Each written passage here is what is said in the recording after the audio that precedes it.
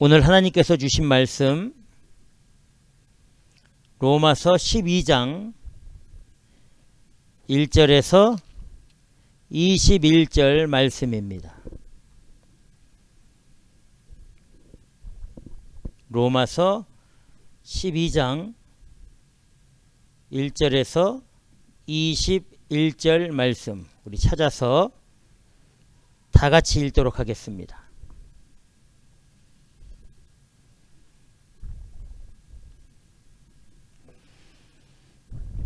자, 1절부터 읽겠습니다. 그러므로 형제들아 내가 하나님의 모든 자비하심으로 너희를 권하노니 너희 몸을 하나님이 기뻐하시는 거룩한 산 제사로 드리라.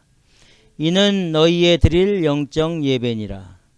너희는 이 세대를 본받지 말고 오직 마음을 새롭게 함으로 변화를 받아 하나님의 선하시고 기뻐하시고 온전하신 뜻이 무엇인지 분별하도록 하라. 내게 주신 은혜로 말미암아 너희 중 각 사람에게 말하노니 마땅히 생각할 그 이상의 생각을 품지 말고 오직 하나님께서 각 사람에게 나눠주신 믿음의 분량대로 지혜롭게 생각하라. 우리가 한 몸에 많은 지체를 가졌으나 모든 지체가 같은 직분을 가진 것이 아니니 이와 같이 우리 많은 사람이 그리스도 안에서 한 몸이 되어 서로 지체가 되었느니라.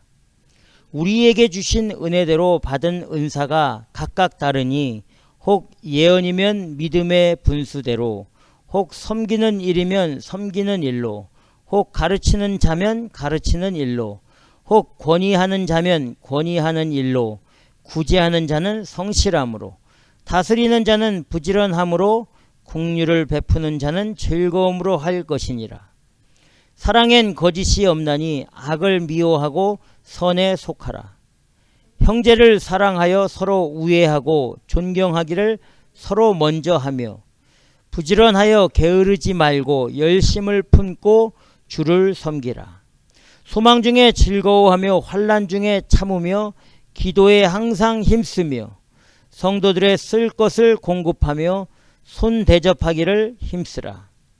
너희를 핍박하는 자를 축복하라. 축복하고 저주하지 말라. 즐거워하는 자들로 함께 즐거워하고 우는 자들로 함께 울라. 서로 마음을 같이하며 높은 데 마음을 두지 말고 도리어 낮은 데 터하며 스스로 지혜 있는 채 말라. 아무에게도 악으로 악을 갚지 말고 모든 사람 앞에서 선한 일을 도모하라. 할 수 있거든 너희로서는 모든 사람으로 더불어 화평하라. 내 사랑하는 자들아 너희가 친히 원수를 갚지 말고 진노하심에 맡기라. 기록되었으되 원수 갚는 것이 내게 있으니 내가 갚으리라고 주께서 말씀하시느니라. 내 원수가 줄이거든 먹이고 목마르거든 마시우라. 그리함으로 내가 숯불을 그 머리에 쌓아 놓으리라. 악에게 지지 말고 선으로 악을 이기라. 아멘. 기도하겠습니다. 하나님 아버지 감사합니다. 존귀와 영광과 찬양을 받아 주시옵소서.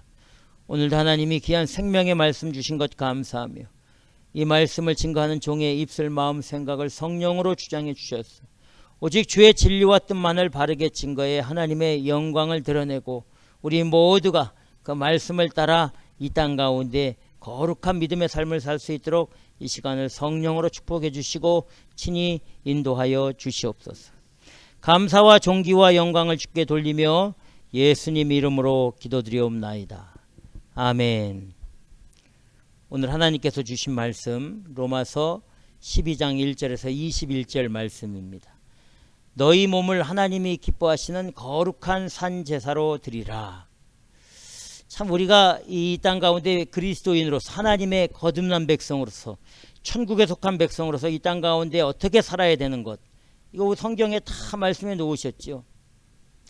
로마서 11장 5절에 보면, 로마서 우리 앞장 11장 5절에 보면 성경이 이렇게 말씀해 주십니다. 그런즉 이와 같이 이제도 은혜로 택하심을 따라 남은 자가 있느니라, 이렇게 말씀해 주셨습니다. 정말 거룩한 산제사로 드리는 사람들은 이 땅 가운데에서 남은 자로 살 수 있는 거죠. 남은 자. 이와 같이 이제도 지금도 은혜로 택하심을 따라 남은 자가 있다. 우리가 볼 땐 다 타락하고 다 부패하고 다 썩은 것 같고 온통 다 물질적이고 세상적이고 정욕적인 것으로 눈에 보이는 것을 중심으로 다 그렇습니다. 교회도 그렇고 목사들도 그렇고 이 세상에 있는 모든 것들이 다 눈에 보이는 게 좋은 것으로, 또 우리 귀에 들리는 것이 좋은 것으로, 이 육체적인 것, 물질적인 것에 중심이 되어서 이 공동체를 이루고 또 삶을 사는 그런 사람들이 많이 있습니다. 너무나 안타깝죠. 그런데 그 가운데에도 하나님의 은혜로 택하심을 따라 남은 자들이 있다, 이렇게 말씀해 주시고 있고, 로마서 11장 23절에서는 그 남은 자는 주 예수께 접붙임을 받은 자들이다, 이렇게 말씀해 주시고 있습니다. 저희도 믿지 아니하는데 거하지 아니하면 접붙임을 얻으리니 이는 접붙이실 능력이 하나님께 있음이라. 아멘. 참 신묘막측하신 하나님이에요. 저와 여러분들도 그리스도인이라고 하면 주 예수 그리스도께 접붙임을 받고 있는, 주 예수 그리스도께 붙어있는 그런 인생들이죠.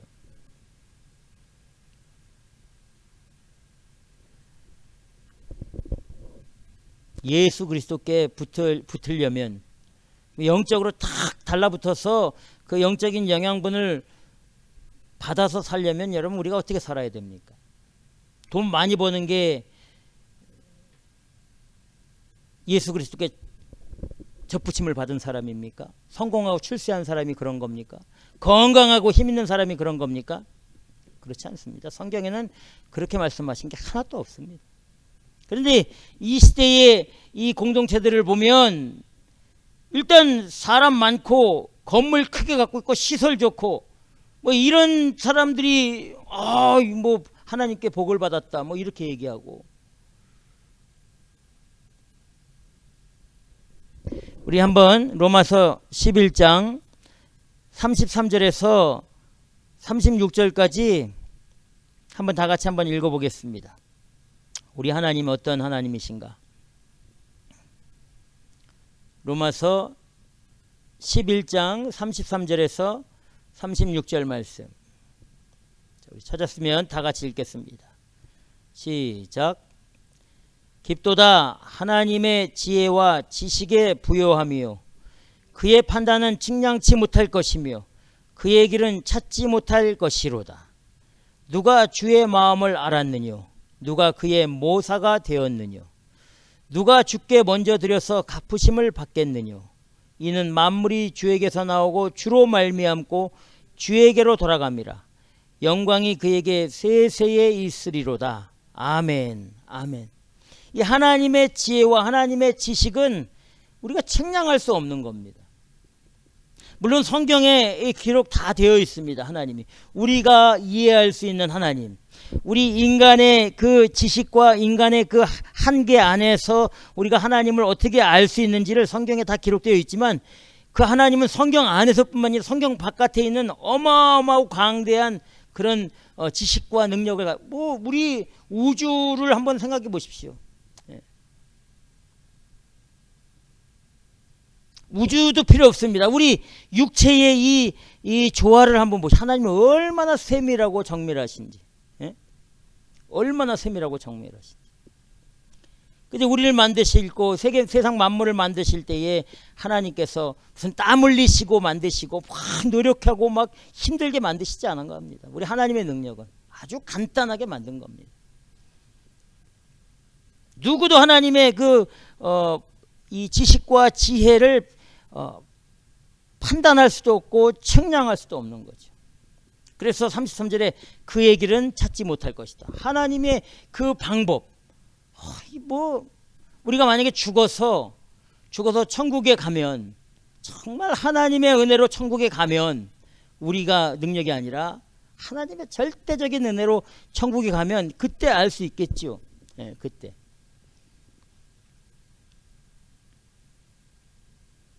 34절에는 이렇게 말합니다. 11장 34절에 누가 주의 마음을 알았느냐? 누가 여러분 주님의 마음을 알 수 있습니까? 누가 우리 하나님의 카운슬러입니까? 우리 하나님의 카운슬러를 데리고 있습니까? 없습니다. 우리 하나님은 지존하신 분이고 나는 나. 우리 하나님은 바로 그 하나님 자체인 거죠. 스스로 있는 자.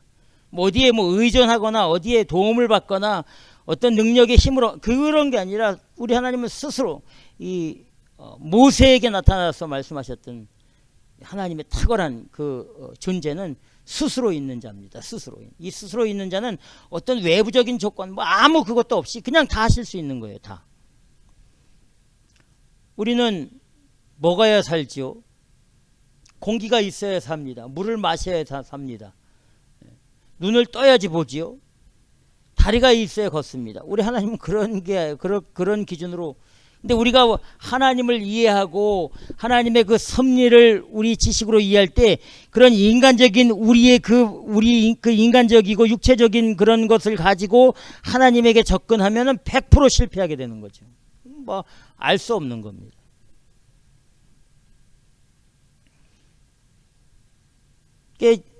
신묘막측하신 그 하나님의 은혜로 저와 여러분들이 택함을 받았고, 그게 이제 진짜인지 가짜인지 모르지만 우리 스스로 그냥 느낌으로 그런지 모르지만 그럼 우리 주님이 재림하시면 그때 확인되죠. 예.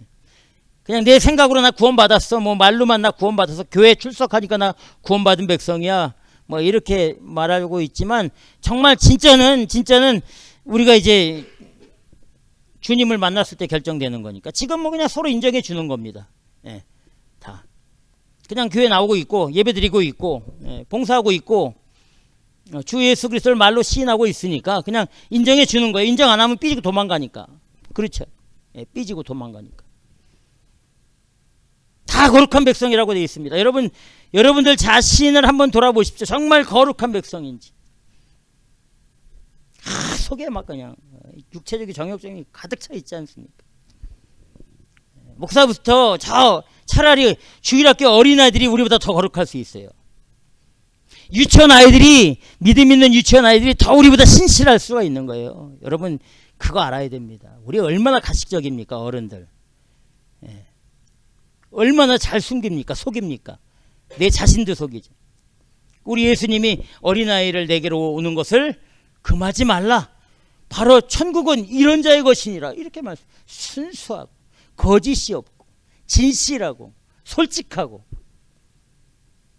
아프면 아프다 그러고 싫으면 싫다 그러고 잘못했으면 잘못했다 그러고, 어린아이의 모습이잖아요. 그런 자들이, 이런 아이들이, 이런 사람의 모습이 천국에 갈 수 있다는 거죠. 오늘 본문 말씀에 정말 하나님의 택하심을 받고 하나님의 남은 자로서 주 예수 그리스도께 접붙임을 받은, 11장에서 말하는 접붙임을 받은 사람들이 과연 이 땅 가운데 어떻게 살아야 되는지를 잘 정리해 주시고 말씀해 주신 거죠. 이 로마서 12장이 아주 중요합니다. 우리의 신앙의 삶과 우리의 육체의 삶을 어떤 기준을 가지고 살아야 되는지를 말씀해 주시고 있는 거죠. 우리 다 같이 로마서 12장 1절 우리 다 같이 함께 읽도록 하겠습니다.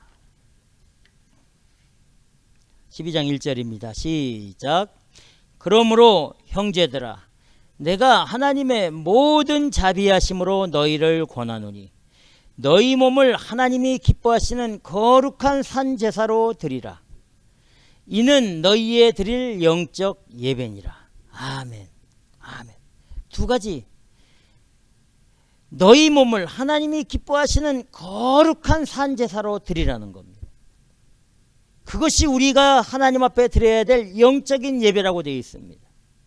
Living sacrifice. 삶으로 우리가 하나님 앞에 드리는 겁니다. 그것이 하나님이 받으시는 최고의 영적인 예배라고 되어 있습니다.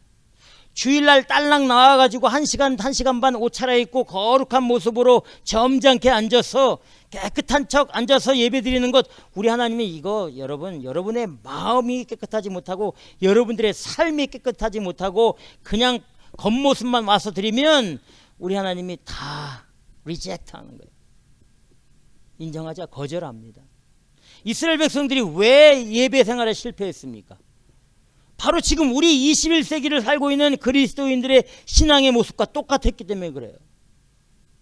개인적인 삶은 형편없었습니다. 하나님께서 구체적이고 아주 자세하게 어떻게 살아야 되는지를 율법을 통해서 구체적으로 말씀해 주셨습니다. 거룩한 삶이 어떤 삶이고 정결한 삶이 어떤 삶인지를 모세를 통해서 아주 구체적으로 말씀해 주셨습니다. 이스라엘 백성들이 그것을 역이용한 거죠. 삶에서는 온갖 부패와 타락과 탐욕과 정욕, 육체적인 것으로 다 살고 안식일날 소 끌고 오고 이 양 끌고 오고 비둘기 새끼 잡아가지고 백성들 앞에서 자기가 깨끗한 척 하나님 앞에 제사 드리고 예배 드리는, 이사야서에 보면 내가 절대 그거 안 받지 않는다. 내 마당만 밟은 뿐이지 내가 그거 받지 않는다. 더럽히지 마라. 나에게 오지 마라. 내가 그런 짐승, 그런 니네들의 그 예물이 필요해서 너희들에게 이 예배 드리고 나에게 오라고 한 것이 아니다. 우리 하나님이 원하시는 것은 상한 심령이 상한 심령. 있는 대로 가는 겁니다. 그대로 하나님 앞에 그냥 무릎 꿇고 가는 겁니다. 그걸 원하시는 거죠. 우리 한 주간의 삶에 한번 돌아보시고 내가 과연 하나님 앞에 어떻게 살았나 한번 돌아보시기 바랍니다. 분명히 오늘 말씀에 너희 몸을 하나님이 기뻐하시는 거룩한 산제사로 드리라 이렇게 되어 있습니다. 우리 몸으로 하나님 앞에, 삶으로 하나님 앞에 드리는 것, 이게 최고의 예배입니다. 여러분, 이게 최고의 예배입니다. 주일날 이렇게 나와서 예배 드리고 이 예배 끝나고 세상에서 살 때 형편없이 살고 육체적으로 살면 우리 하나님이 이 예배 받지 않으시죠. 지금 이렇게 정결한 모습, 깨끗한 모습, 정말 하나님 앞에, 하나님 제가 이렇게 정결하고 깨끗하게 하나님을 섬기겠습니다, 예배 드립니다 한 이 모습대로 세상에 가서도 정말 하나님 앞에서 사는 것처럼 말씀의 인도함을 받는 그런 사람의 모습이 나타나야지 하나님이 받으시는 거죠. 분명히 오늘 말씀해 주시고 있는 겁니다.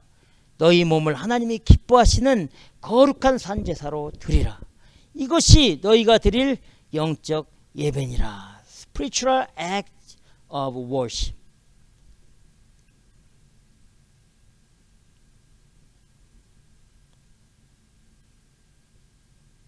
로마서 6장 13절에는 이렇게 말합니다. 또한 너희 지체를, 너희 몸을 불의의 병기로 죄에게 드리지 말고 오직 너희 자신을 죽은 자 가운데서 다시 산 자같이 하나님께 드리며 너희 지체를 의의 병기로 하나님께 드리라. 아멘. 불의의 병기로 죄에게 드리는 삶을 살지 말고 우리 몸을, 우리 삶을 의로운 방향으로 하나님이 원하시는 의의 병기로 하나님께 드리는 삶, 이것이 하나님이 원하시고 하나님이 기뻐하시는 것이다. 이렇게 말씀해 주시고 있다는 사실을 꼭 믿으시기 바랍니다. 그래서 오늘 로마서 12장 2절부터 21절까지 아까 1절에서 말한 너희 몸을 하나님이 기뻐하시는 거룩한 산제사, 영적 예배로 드리는 것이 어떤 모습인지를 정확하게 말씀해 주시고 있는 겁니다. 2절부터 21절까지 우리 한 절 한 절 보면서 우리가 삶으로 하나님 앞에 산제사로 드리는 모습이 어떤 것인지, 하나님이 기뻐하시는 거룩한 영적인 예배가 과연 무엇인지, 주일날 주일을 지키고 주일날 교회 와서 예배드리는 것이 영적인 예배라고 되어 있으면 그렇게 해야 되죠. 물론 그것도 맞습니다. 그러나 성경에서는 그 차원을 넘는 거죠. 그 차원을.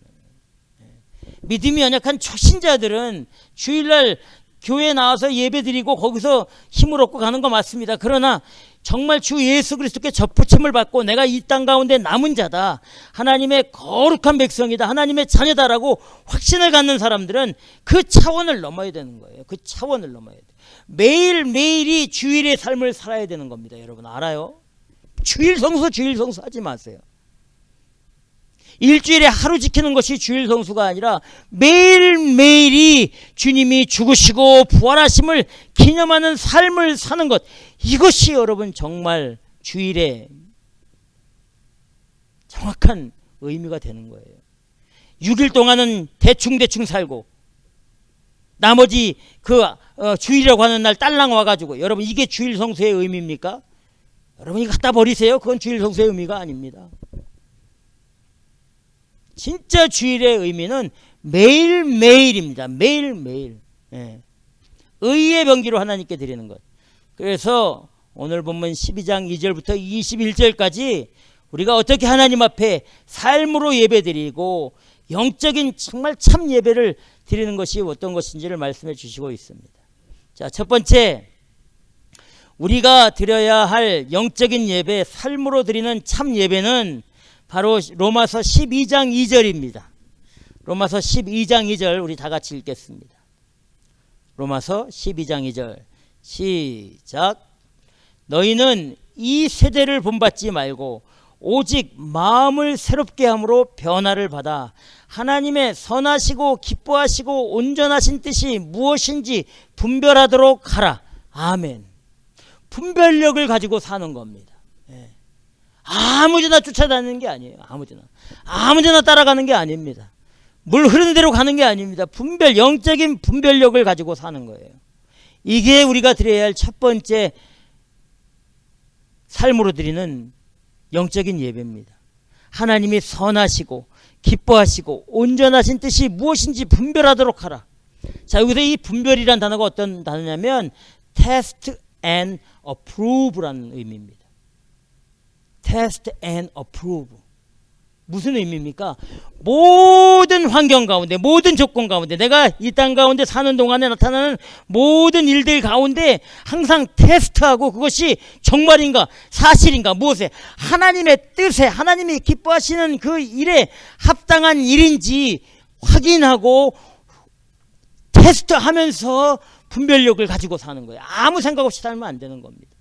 직장 생활할 때도 그렇고, 내가 어느 곳, 어느 환경에 있든지 항상 test and prove what God's will, 하나님의 뜻이 무엇인지 테스트하고 approve하고 사는 거예요. 이게 분별력입니다.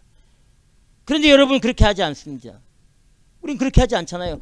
교회에 오면 그렇게 합니다. 교회에 오면, 교회라는 이 건물 안에 들어오면 그렇게 합니다. 아, 이게 하나님 뜻이 아니야. 서로 막 대화할 때도 그렇고 회의할 때 아주 진지하게 하죠. 그래서 이게 하나님의 뜻입니다. 저게 하나님의 뜻. 교회 안에서만 그래요. 교회 바깥에서는 하나님의 뜻이 어디 있습니까? 일단 내 뜻이죠. 일단 사람 뜻이고 세상 뜻에 따라야 되죠. 그래 성공한 거 출세하고 돈 많이 벌어가지고 넉넉하게 살 수 있지 않습니까? 여러분, 그래가지고는 영적 예배 드릴 수 없는 겁니다. 분별력을 가지고 살아야 됩니다. 늘 내 자신을 먼저 테스트하고 내 자신이 정말 합당하게 하나님 앞에 예배자로 나아가고 있는지를 프루브 해봐요. 프루브. 증명해 보라고요, 여러분. 이게 우리가 드려야 할 첫 번째 영적인 예배의 모습입니다. 매우 중요한 거예요. 매우 아주 중요한 겁니다. 이 분별력이 없으면 여러분 껍데기만 그리스도인이 되는 거예요. 껍데기만. 근데 여기 뭐라고 되어 있냐면 세대를 본받지 말라고 되어 있습니다. 세상의 흐름을 본받지 말라고 되어 있는 거예요. 세상의 유행을 따르지 말라고 되어 있는 겁니다. 그리고 마음을 새롭게 함으로 변화를 받아서 늘 우리는 마음으로 영적으로 매일매일 거듭나는 삶을 살아야 되는 겁니다. 이게 성하고 영화의 길로 가는 거예요. 그냥 따라가는 대로 가는 거예요. 이 시대 다 그렇습니다. 여러분, 우리가 정말 분별력이 없으면 이 과정을 거치지 않고 너무 귀찮고 너무 더디거든요. 이거 건너뜁니다. 그냥 건너뛰고 가는 거예요. 좋은 게 좋다고 얘기하는 겁니다. 좋은 게 좋다. 정말 여러분, 우리 삶이 또 내가 거하고 있는 그 환경 가운데서 내가 몸담고 있는 어떤 공동체나 어떤 모임 가운데서 정말 하나님의 뜻이 무엇인지를 테스트하고 어프로브해서 그 하나님의 진리의 뜻과 말씀의 길로 가는 것, 그것이 정말 첫 번째 우리가 하나님 앞에 삶으로 드리고 우리가 드려야 할 최고의 영적인 예배의 첫발이 된다는 사실을 꼭 믿으시기를 주님의 이름으로 축원합니다. 두 번째 우리가 드려야 하는 영적인 예배, 그리고 삶으로 드리는 신실한 예배는 로마서 12장 3절입니다. 로마서 12장 3절 우리 다 같이 한번 읽겠습니다. 시작. 내게 주신 은혜로 말미암아 너희 중 각 사람에게 말하노니 마땅히 생각할 그 이상의 생각을 품지 말고 오직 하나님께서 각 사람에게 나눠주신 믿음의 분량대로 지혜롭게 생각하라. 아멘. 은혜로 사는 삶입니다. 근데 이 은혜가 어떤 기준을 가지고 있냐면 마땅히 생각할 그 이상의 생각을 품지 말고 믿음의 분량대로 생각하면서 사는 겁니다. 주제에 맞게 살아야 되는 거예요, 여러분. 저와 여러분이 어떤 존재들입니까? 의로운 존재예요? 능력 있는 사람들입니까?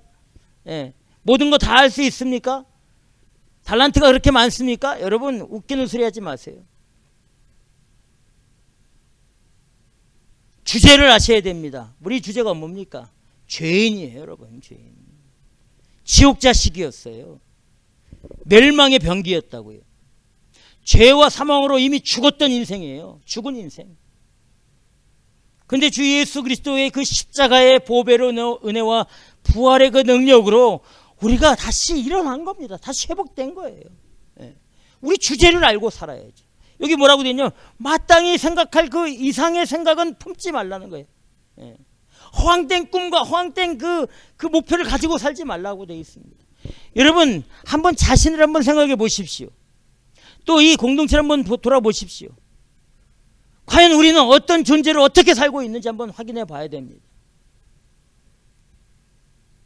여러분들의 꿈과 계획을 한번 생각해 보십시오.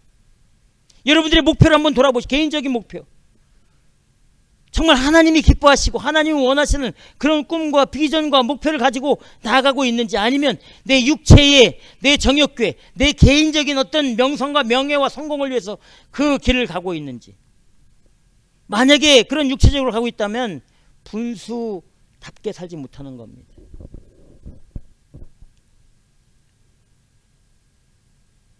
사도 바울은 하나님께서 자기에게 준 은혜를 이렇게 말합니다. 이 사도 바울이 아주 육체의 연약함을 가지고 있었습니다. 사도 바울은 어떤 사람입니까? 하나님의 그 놀라운 계시, 이 말씀을 서신서 보면 뭐 놀랍죠. 물론 이 로마서도 성령의 감동으로 사도 바울이 기록해 한 말씀인데, 정말 하나님께 크게 쓰임받은 하나님의 이 거룩한 도구였습니다. 반면에 사도 바울의 육체적인 모습은 아주 힘들었습니다. 몸의 육체가 얼마나 심했는지, 병이 얼마나 심했는지 사도 바울 자신이 사단의 사자가 자기를 괴롭히고 있다.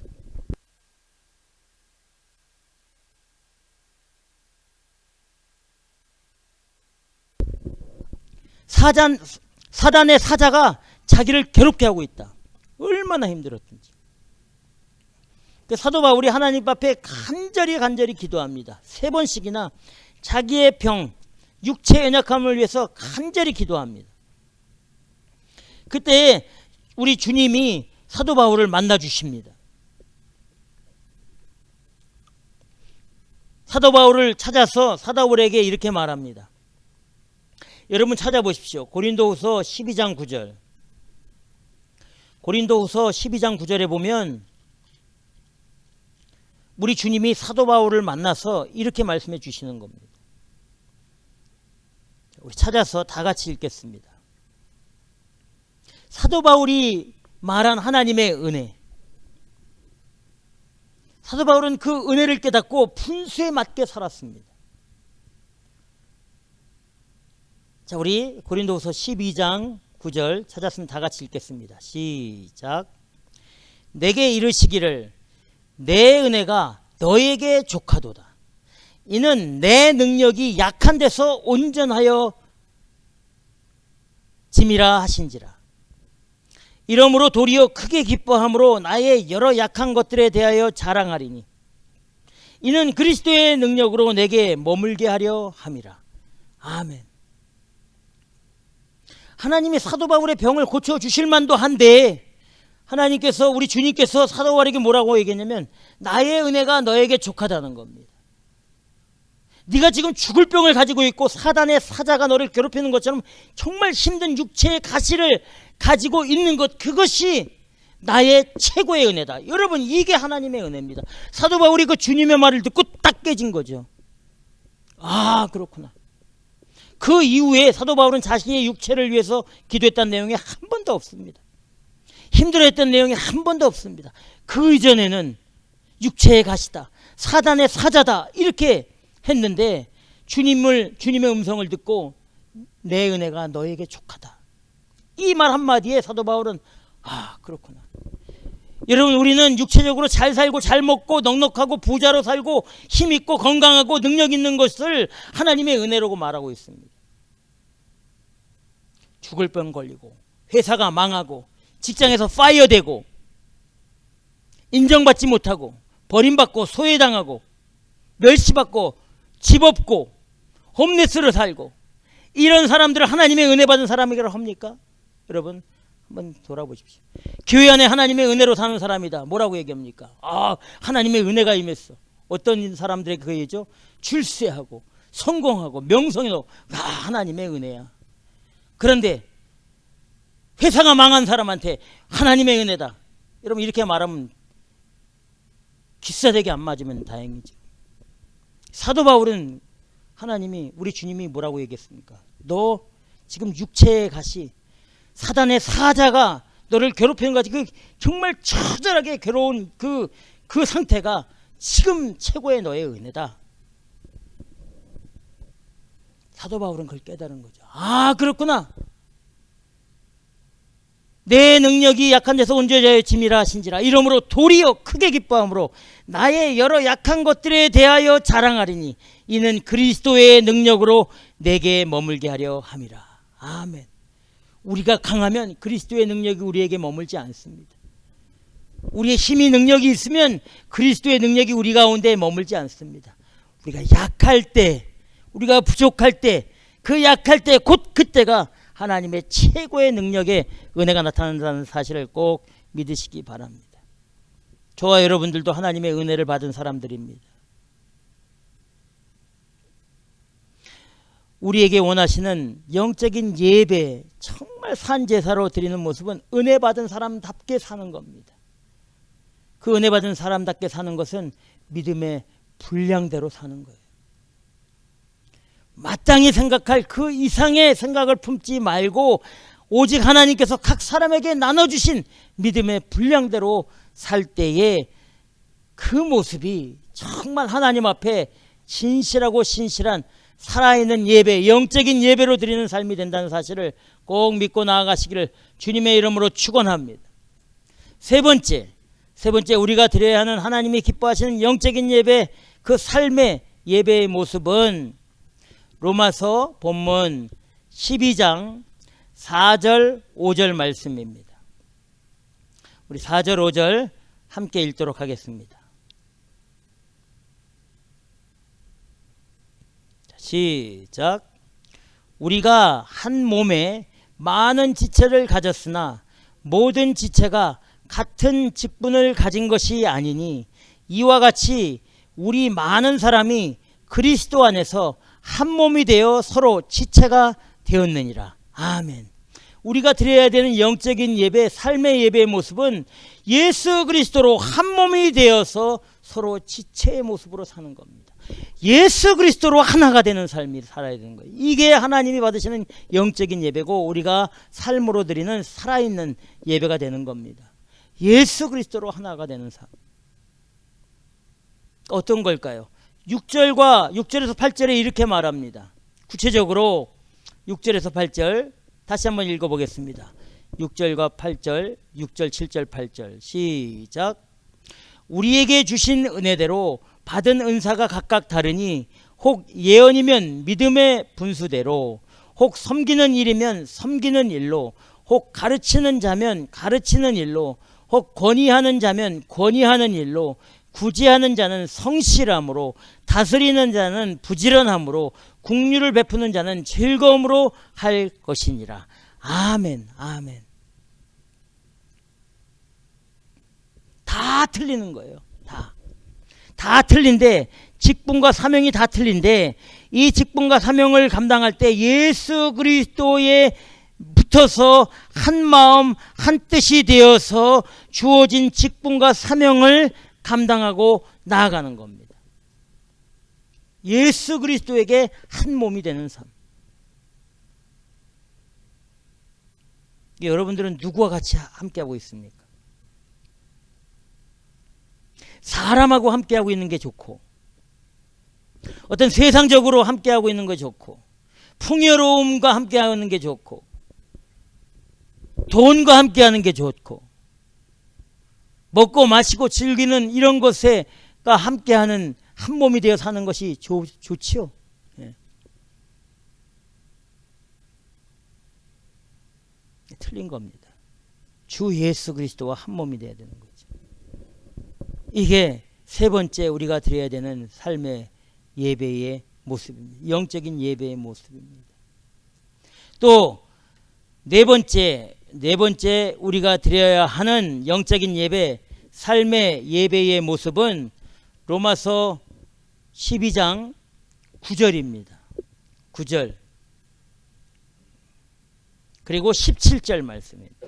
17절 9절과 17절 말씀을 우리 다 같이 읽도록 하겠습니다.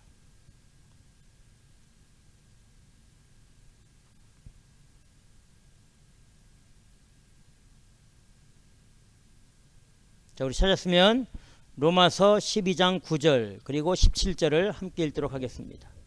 시작.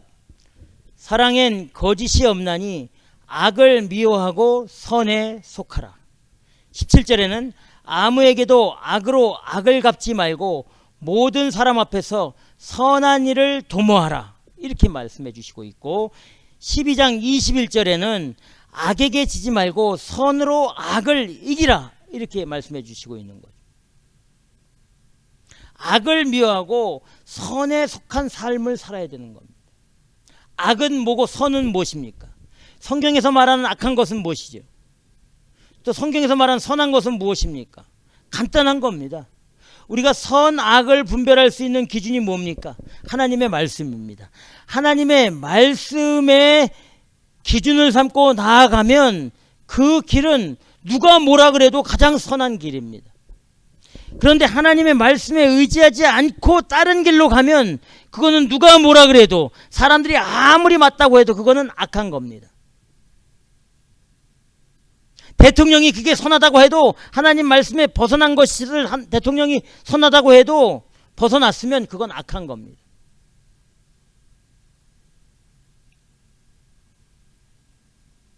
세상 모든 사람들이 하나님 말씀을 쫓아갈 때 그 길은 틀린 길이야, 그 길은 맞지 않는 길이라 할지라도 그 길로 따라가면 선의 길이 되는 거예요. 하나님의 말씀이 선이 되는 겁니다. 성경에 선을 따라 살았던 사람들 이야기가, 믿음의 사람들 이야기가 다 나오지 않습니까? 노아가 가장 탁월한 선의 길로 갔던 사람입니다. 그 시대에 죄가 간영하고 사람들이 생각하고 계획하는 것들은 다 악하고 다 부패했습니다. 도저히 회복될 기회가 없었죠. 그런데 그 가운데 노아와 노아의 가족, 그 7 식구는 세상 사람들이 말하는 선한, 노아 포함해서 8이고 노아 빼면 7이죠.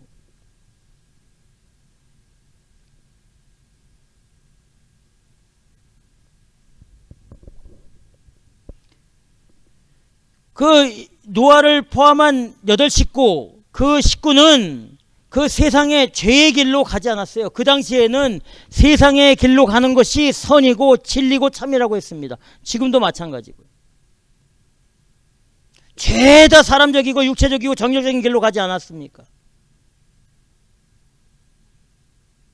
지금 이 시대도 마찬가지입니다. 21세기도 마찬가지입니다.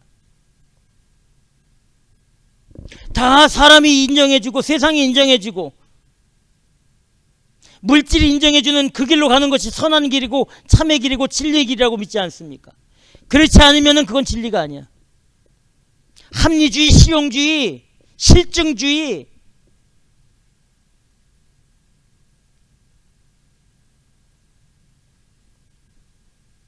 현대주의, 이게 뭡니까? 사람이 좋으면 좋은 거예요. 사람에게 유익하면 다 유익한 겁니다. 사람이 좋다 그러면 그게 진리고 그게 참입니다. 사람한테 해로우면 그건 다 진리가 아니고 악한 거라고 얘기합니다. 그렇습니까, 여러분?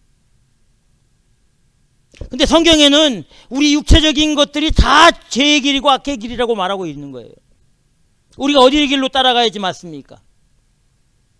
영적 예배자의 모습, 삶으로 예배드리면 어느 길로 가야 되는 거예요? 정신 바짝 차리고 살아야 됩니다. 2절에서 말한 것처럼 분별력을 가지고 살아야 돼요. 정확하게.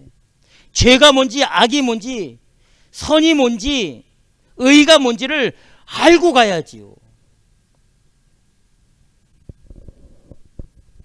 여기 다시 한번 말씀해 주십니다. 12장 17절에 뭐라고 되어 있냐면 아무에게도 악으로 악을 갚지 말고 모든 사람 앞에서 선한 일을 도모하라.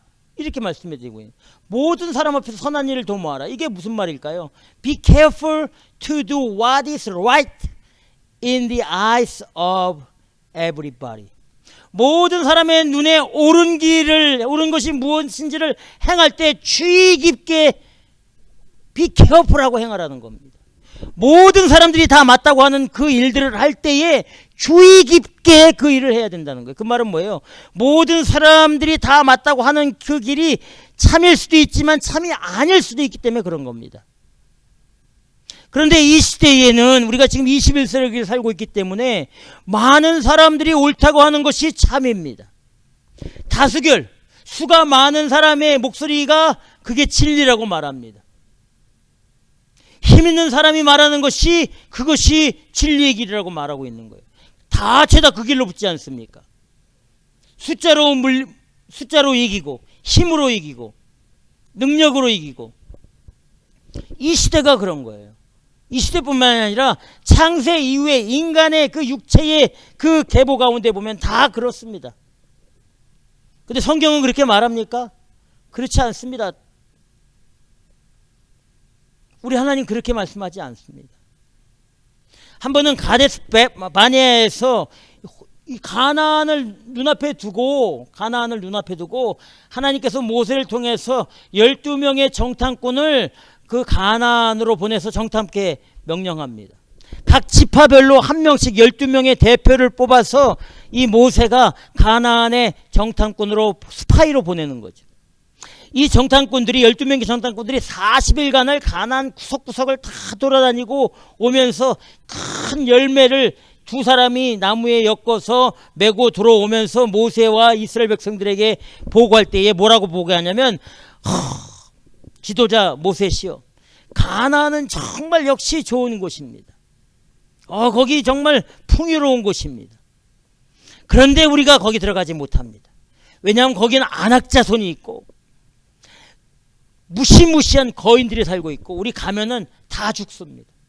우리 메뚜기 때 메뚜기와 같은 존재들입니다. 아무 능력 없습니다. 우리는 가면은 발붙일 땅도 없습니다. 산지고 바다고 들판이고 다 이 가나안 족속들이 다 차지하고 있어서 우리 어디 몸붙일 때 발 디딜 틈도 없습니다. 10명의 정탐꾼이 그런 거예요. 10명의 정탐꾼들의 보고를 들은 이스라엘 회중 전체가 다 모세를 원망하고 하나님을 원망합니다. 우리를 죽이려고 그 안에 들어가게 하는구나. 야, 우리 다시 애굽으로 돌아가자. 그럼 다 끝난 거 아닙니까? 지금 이 시대 같으면은 다 이제 그 안으로 가나안으로 들어가는 것이 아니라 자기는 생각대로 가지요. 다 그렇습니다. 그런데 성경에 보니까 그 중에 두 사람이 있었습니다. 여호수아와 갈렙. 이 딸랑이 두 사람은 그 막 다 일어나는 이제 그 여론은 다 끝나버린 거죠. 여론은 들어가면 안 되는 겁니다. 하나님의 뜻을 따르면 다 죽는 겁니다. 여호수아 갈렙이 일어나서 우리 들어가면 하나님이 함께 하시기 때문에 하나님이 약속해 주셨기 때문에 반드시 그 땅을 정복하고 우리가 살 수 있다. 들어가기만 하면 된다. 하나님께서 가데스 바네아에서 이스라엘이 하나님 앞에 반역하고 죄악된 그 모습 가운데 여호수아와 갈렙을 뺀 모든 출애굽 1세대들이 죽을 때까지 40년 동안 뺑뺑이를 돌리는 거예요. 2년 만에 들어갈 수 있는 길이었습니다. 출애굽해서 2년 만에 가데스 바냐에서 하나님을 믿고 의지하고 신뢰했으면, 말씀을 믿고 의지하고 신뢰했으면 그 길로 들어가는 거예요. 근데 여호수아 갈렙 외에 전부 다 불안해하고 초조해하고 하나님의 말씀을 의지하지 않았습니다. 근 40년간을 광야에서 돌리시면서 출애굽 1세대가 다 죽을 때까지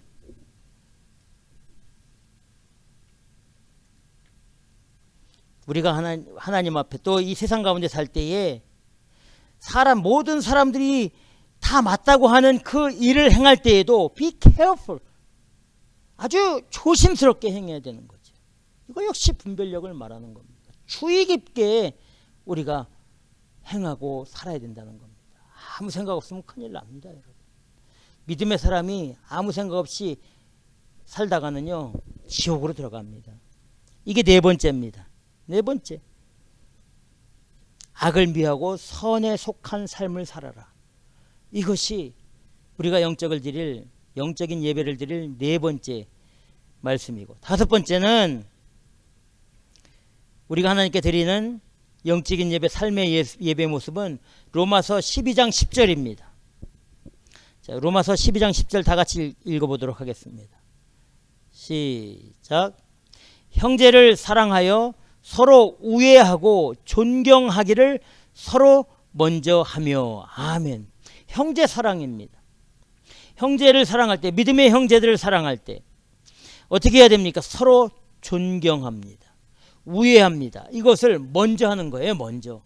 존경받는 것이 아니라, 누가 나를 인정해 주는 것으로 기다리는 것이 아니라, 내가 먼저 상대방을 존중해 주고 존경해 주고 우애롭게 사는 모습이 있어야 되는 거죠.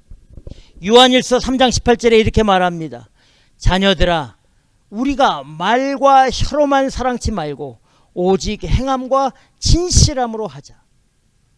누구든지 하나님을 사랑하노라 하고 그 형제를 미워하면 이는 거짓말하는 자니, 보는 바 그 형제를 사랑하지 아니하는 자는 보지 못하는 바 하나님을 사랑할 수 없느니라.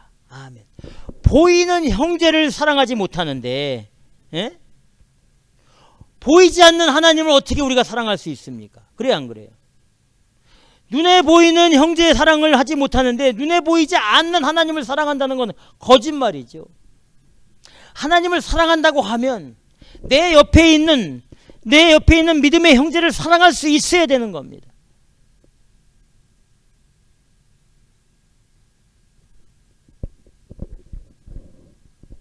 우리 예수님이 요한복음 13장 34절 35절에서 이렇게 말합니다. 새 계명을 너희에게 주노니 서로 사랑하라. 내가 너희를 사랑한 것 같이 너희도 서로 사랑하라. 너희가 서로 사랑하면 이로써 모든 사람이 너희가 내 제자인 줄 알리라. 아멘. 형제가 사랑해야 되는 거예요. 형제가. 내가 너희를 사랑한 것 같이 너희도 서로 사랑하라. 우리 예수님께서 우리를 어떻게 사랑했습니까? 니네 사랑해. 사랑은 이런 거야. 이렇게 말로 사랑하셨습니까? 사랑하셨죠. 그런데 우리 예수님이 우리를 사랑하신 그 큰 사랑은 우리의 죄와 허물을 십자가에 다 씻어주시기 위해서 친히 속죄의 제물로 그 십자가의 제단 앞에 못 박혀 피 흘려 죽으신 그 대속의 사랑을 말하는 겁니다. 믿음의 형제를 사랑하는 것, 정말 진실하게 서로 존중해 주는 것, 이것이 삶으로 하나님 앞에 예배 드리는 겁니다. 영적인 예배가 다른 게 아닙니다. 다른 게 무슨 예배가 아닙니다. 여기 앉아서 아까 말씀드렸지만 일주일에 한 2시간 3시간 나와서 교회에서 뭐 떠들고 봉사 좀 한다고 이게 예배다. 여러분 이거 큰일 납니다. 이렇게 예배 드려가지고요. 예. 구약의 이스라엘 백성들이 예배에 실패했던 모습과 똑같은 거예요. 똑같은 거예요. 몸만 와 있고 마음은 어디 딴 데가 있는 겁니다. 솔직히 여러분 자신들 한번 보십시오.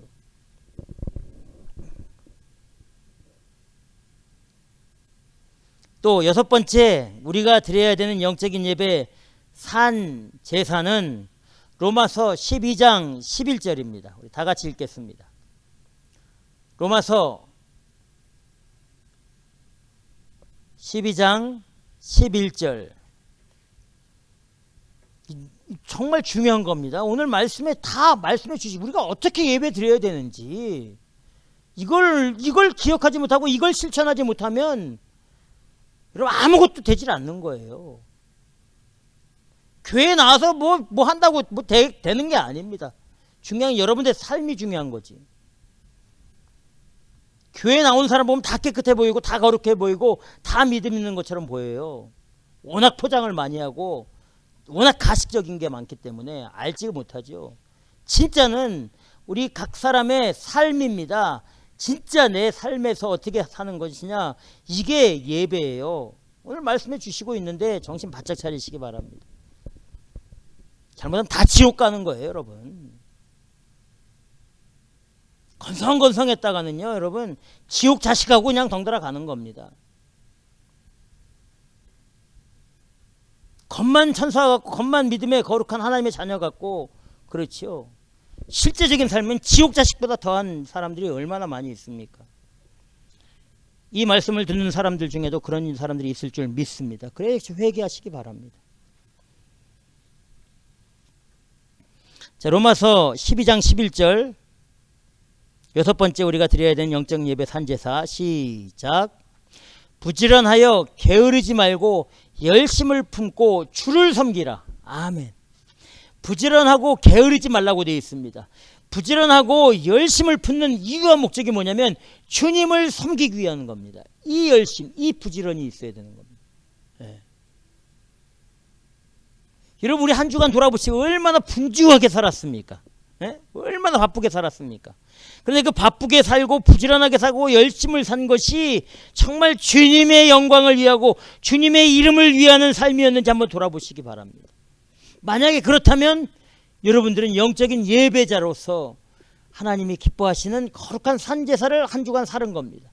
그런데 그렇지 않고 부지런하고 열심을 내고 정말 분주하게 살았는데 주를 섬기기 위함이 아니라 나를 위한 것이라면, 사람들을 위한 것이라면 그 삶은 영적인 예배가 아닙니다. 예배자로서 페일되는 거예요.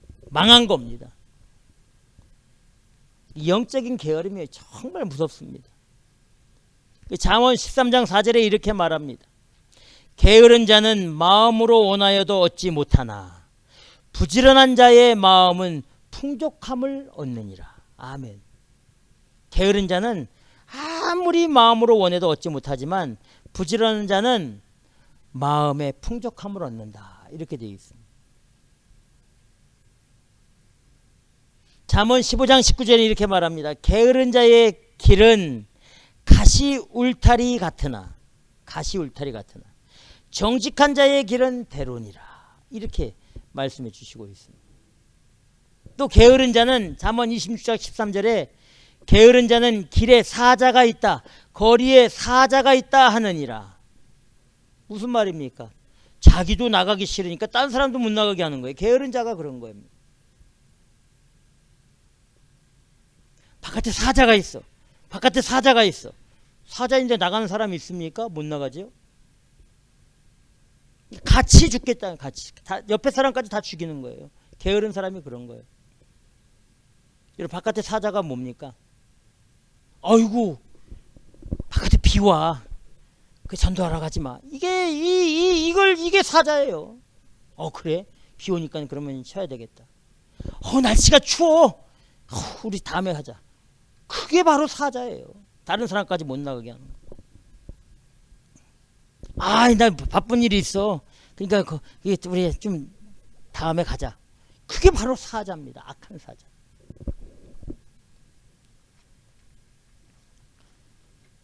게으른 거 정말 깨어있어요. 영적인 게으름. 예.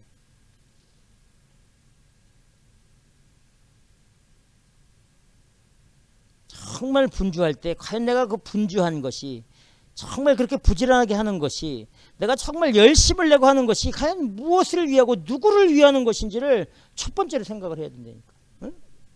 첫 번째 이게.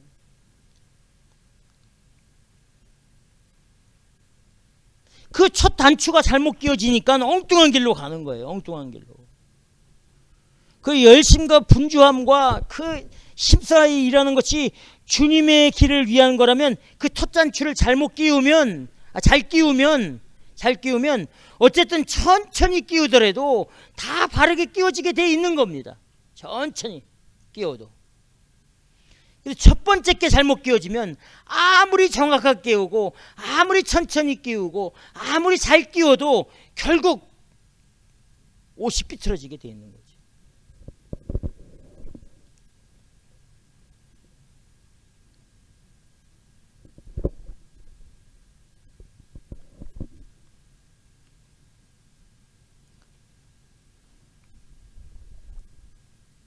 이게 여섯 번째입니다. 영적으로 게으르지 말고 열심을 하되 주님을 섬기는 길로 가야 되는 겁니다.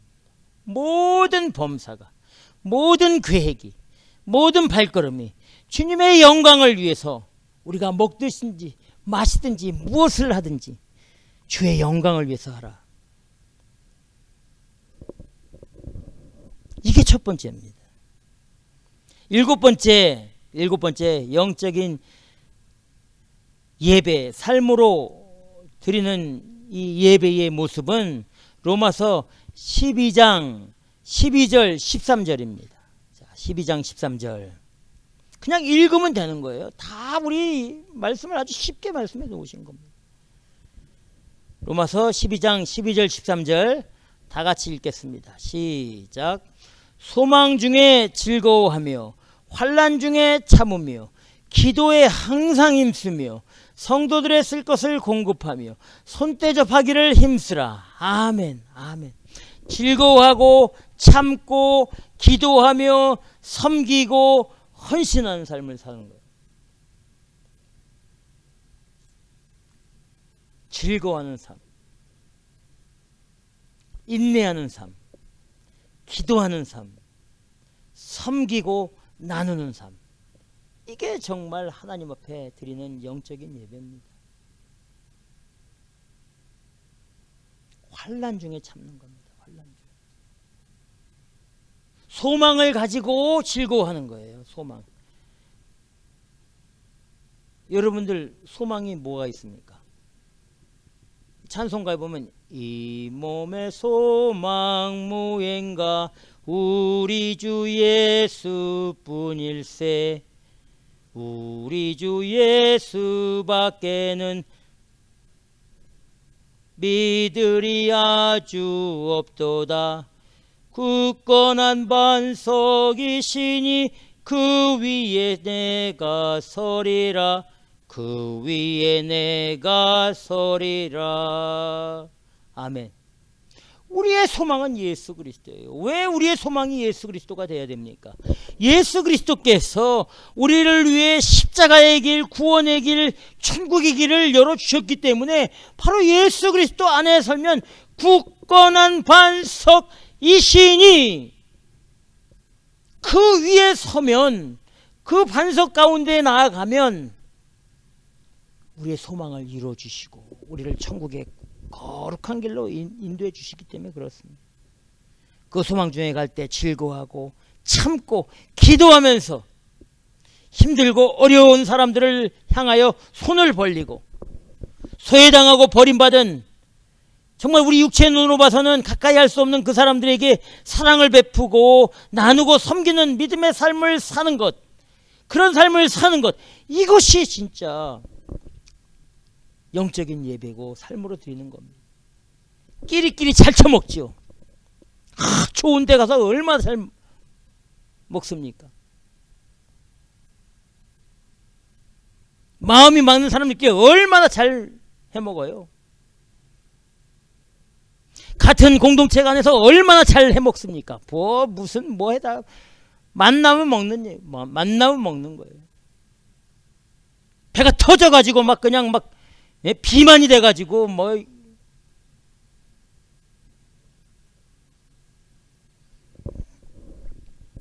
정말 소외당하고, 여러분 뭐 그냥 무슨 이렇게 소문내고 하지 말고 우리 자칫 한 사람 한 사람이 내 주변에서 정말 섬길 수 있는 그런 사람들, 섬길 수 있는 그곳을 찾아서 조용하게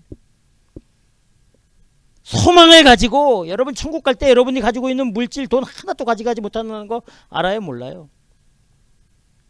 여러분이 입고 있는 그 명품을 가지 못한다는 거 알아요, 몰라요? 여러분들이 즐겨 찾고 있는 뭐 살롱이니 무슨 헤어드라이 뭐 어쩌고저쩌고 하는 거 다 소용없게 된다, 여러분.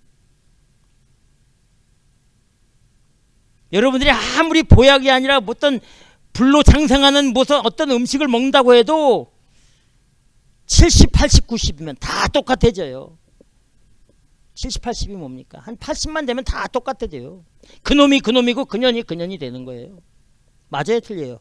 제가 심하게 말했습니까? 맞죠? 사실이죠. 다 똑같아지는 거예요. 다 똑같아져요. 네.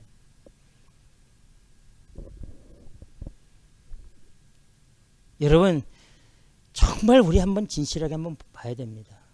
썩어질 것에 마음을 두지 마시고. 이게 일곱 번째입니다. 여덟 번째는 우리가 드려야 되는 영적인 예배, 삶의 예배는 로마서 12장 14절 우리 한번 다 같이 읽겠습니다. 로마서 12장 14절 시작. 너희를 핍박하는 자를 축복하라. 축복하고 저주하지 말라. 19절과 20절도 다 같이 읽겠습니다. 시작. 내 사랑하는 자들아, 너희가 친히 원수를 갚지 말고 진노하심에 맡기라. 기록되었을 때 원수 갚는 것이 내게 있으니 내가 갚으리라고 주께서 말씀하시느니라. 내 원수가 줄이거든 먹이고 목마르거든 마시우라. 그리함으로 내가 숯불을 그 머리 위에 쌓아 놓으리라. 아멘, 아멘. 친히 원수를 갚지 말라고 되어 있어요. 하나님에게 맡기라는 겁니다. 그리고 우리를 핍박하는 자를 저주하지 말라고 되어 있습니다. 오히려 축복하라고 되어 있습니다. 원수가 정말 배고파 하면은 먹을 것을 주고, 정말 목말라 하면은 원수라도 마실 것을 주라는 겁니다. 마실 것을 주라. 우리가 그 원수를 섬기면 하나님이 진노가 우리에게 임하는 것이 아니라 그 사람 머리 위에 숯불을 올려놓는 것 같다, 이렇게 말씀해 주시는 거예요. 그런데 우리가 원수를 섬기지 못하면 그 하나님의 진노가 우리에게 오는 겁니다. 왜냐하면 심판하고 정죄하실 분은 오직 한 분이신데, 우리가 원수를 정죄하고 우리가 원수를 심판하면 우리는 온전한 영적인 예배 삶으로 예배드리는 사람이 아니다, 이렇게 말씀해 주시고 있는 거죠. 여러분 쉬운 게 아닙니다. 원수가 목말라하고 원수가 힘들어하고 나를 괴롭게 하고 나를 핍박했던 사람이 잘 못되면 우리는 기뻐하고 즐거워하잖아요. 아이고 잘됐다, 그럴 줄 알았다. 나를 그렇게 괴롭히더니 결국 고매한 꼴이 됐구나, 이렇게 말하지 않습니까? 그런 마음 없습니까? 성경은 절대 그런 마음 품지 말라고 되어 있습니다.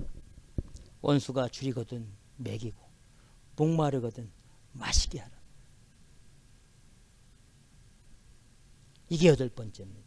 여러분 삶으로 예배드리는 것이 정말 하나님이 받으시는 기뻐하시고 하나님의 뜻에 합당한 예배, 그것이 여러분 쉬운 게 아닙니다. 우리 삶의 전체가 정말 복음 앞에 주 예수 그리스도 앞에 탁 첫부침을 받고 거기서 나온 영적인 영양분을 쭉쭉 빨아먹은 사람은 이런 영적인 예배, 삶의 예배를 드리지 말라 그래도 자동적으로 드릴 수밖에 없는 거죠. 예. 근데 그렇지 못하면, 영적인 영양분이 제대로 들어오지 못하면 대충 걸쳐져 있고 나무가 부러져서 살짝 걸쳐 있으면은 걸쳐 있는 것 같으나 결국 그 가지는 어떻게 돼요?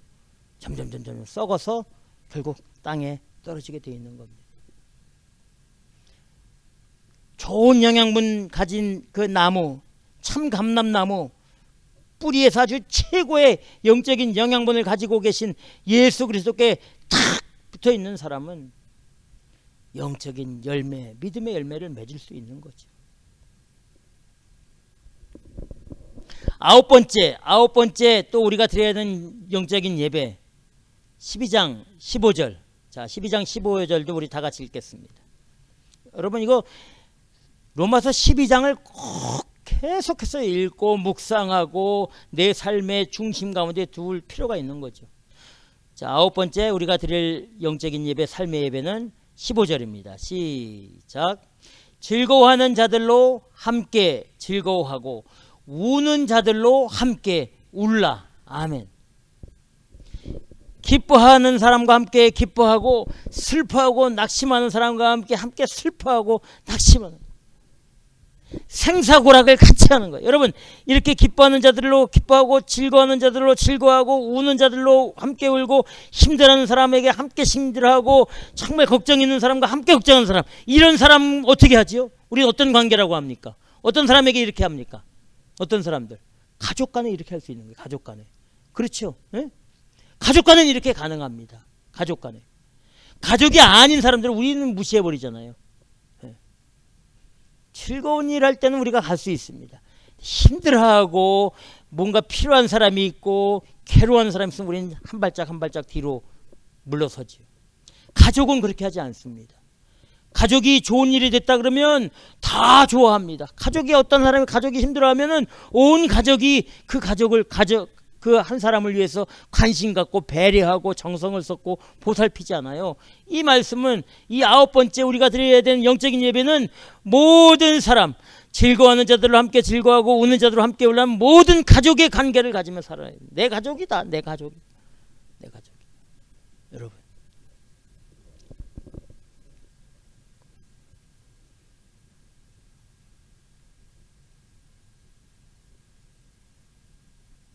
고린전서 12장 26절에 이렇게 말합니다. 만일 한 지체가 고통을 받으면 모든 지체도 함께 고통을 받고 한 지체가 영광을 얻으면 모든 지체도 함께 즐거워하나니. 아멘. 여러분 우리 이 손에 이 칼로 한번 베면은 온몸이 다 문제가 생겨요. 예? 그런 마음과 믿음으로 삽니다. 이 칼에 베었던 곳이 싹 깨끗하게 나오면 온몸이 다 편해지는 겁니다. 다 편해져. 컨디션이 다 좋아지는 거예요. 가족이라는 공동체가 있는데 한 사람이 정말 눌려있고 고민과 걱정과 낙심하고 있으면 온 가족의 분위기가 어떻게 해요? 축 처지게 되어 있는 겁니다. 근데 그 사람이 다시 회복되어져서 정상적으로 해서 기뻐하고 즐거워하면 온 가족이 다 분위기가 화목해지는 거예요. 그 한 사람을 위해서 함께 기도하고 관심을 갖고 세우고 고치기 위해서 힘쓰는 그런 모습이 우리 모든 믿는 사람들 가운데 일어나야 된다는 겁니다. 이게 아홉 번째예요. 즐거워하는 자들로 함께 즐거워하고 우는 자들로 함께 울라. 가족과 같이 생활하는, 가족과 같이. 열 번째 우리가 삶으로 드리는 영적인 예배, 삶의 예배는 잘난 척하지 말라는 거예요. 자, 우리 함께 읽겠습니다. 로마서 12장 16절. 로마서 12장 16절. 자, 다 같이 읽겠습니다. 시작. 서로 마음을 같이하여 높은 데 마음을 두지 말고 도리어 낮은 데 처하며 스스로 지혜 있는 채 말라. 아멘. 한마디로 말해서 잘난 척하지 말고 살으라는 겁니다. 이게 영적인 예배를 드리는 삶의 모습이다. 겸손하게 살으라는 거예요. 나 능력 있다, 나 힘 있다, 나 돈 있다, 나 뭐 할 수 있다, 나 뭐 최고다. 잘난 척하지 말라고 말씀해 주시고 있는 겁니다. 잘난 척하지 않는 삶, 겸손한 삶. 이 삶이 우리 삶에서 하나님 앞에 드리는 영적인 예배, 신실한 예배의 모습이 된다는 사실을 꼭 기억하시길 바랍니다. 높은 데 마음을 두지 마십시오. 도리어 낮은 데에 처해서 믿음을 가지고 사는 삶이 최고의 삶이 된다는 사실을 꼭 믿고 나아가시기를 주님의 이름으로 축원합니다. 그리고 마지막으로 11번째 영적인 삶, 믿음의 삶. 또 삶으로 예배드리는 모습은 어떤 모습인지 로마서 12장 18절입니다. 12장 18절 우리 다 같이 읽겠습니다. 로마서 12장 18절 말씀. 자, 시작. 할 수 있거든 너희로서는 모든 사람으로 더불어 평화하라. 아멘. 우리가 할 수 있는 대로 모든 사람과 함께 평화하며 화평하며 지내는 그 삶이 영적인 예배를 드리는 거예요. 그럼 다 좋은 게 좋다, 그냥 즐거운 게 좋다 이거냐? 아니에요. 평화, 화평, 화목의 중심은 누굽니까?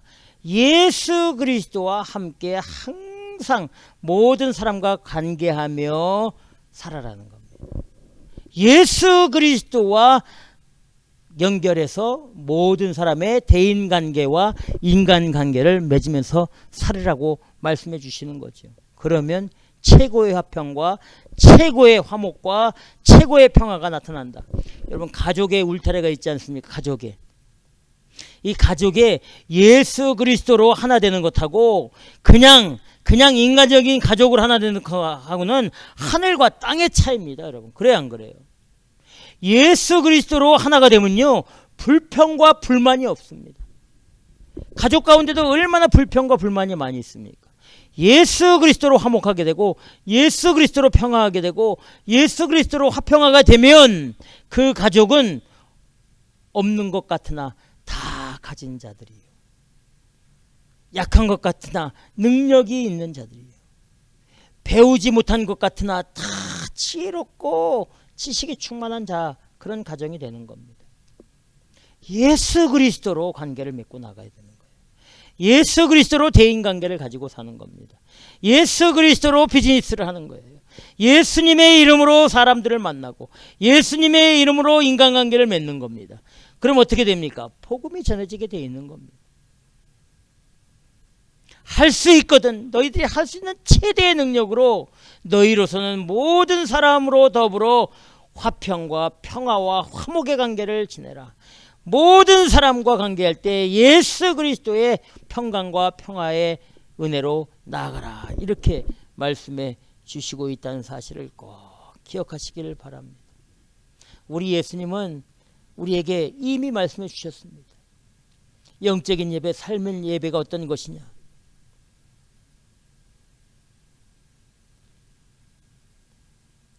그 사마리아의 수가성 우물가에서 만난 여인에게 예수님이 이렇게 말씀해 주십니다.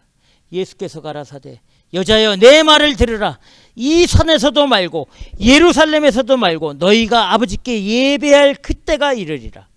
산도 아니고 예루살렘도 아니, 지역이나 어떤 건물이나 어떤 위치적인 게 아닙니다. 그럼 어떻게 예배 드리는 거예요? 요한복음 4장 23절에 아버지께 참으로 예배하는 자들은 신령과 진정으로 예배할 때가 오나니 곧 이때라. 아버지께서는 이렇게 자기에게 예배하는 자들을 찾으시느니라. 4장 24절에는 하나님은 영이시니 예배하는 자가 신령과 진정으로 예배할지니라. 아멘. 이게 여러분 삶으로 예배드리는 거예요. 예루살렘이 아닙니다. 초신교회가 아닙니다. 베델교회, 어디 여의 순복음교회, 사랑의 교회, 여러분 이런 장소적이고 위치적인 예루살렘도 아니요, 사마리아도 아니요, 이성도 아니요, 저산도 아니요. 중요한 건 뭐냐? 신령과 진정으로 드리는 그 사람, 어디에 있든지 어떤 환경에 있든지 어떤 조건 가운데 있든지 신령과 진정으로 드리는 영적인 삶의 예배로 드리는 그 사람을 하나님이 찾으시고 부르시고 인정해 주신다, 약속해 주셨다는 사실을 꼭 믿으시고,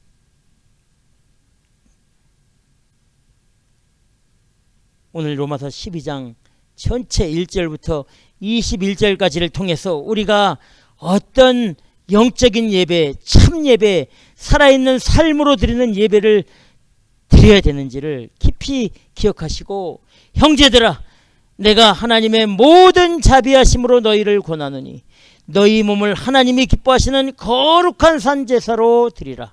이는 너희의 드릴 영적 예배니라. 이 말씀을 깊이 기억하시고 믿으시고 순종하며 삶으로 하나님 앞에 영광 돌리며 분명한 믿음의 길로 나아가 승리하시기를 주님의 이름으로 축원합니다.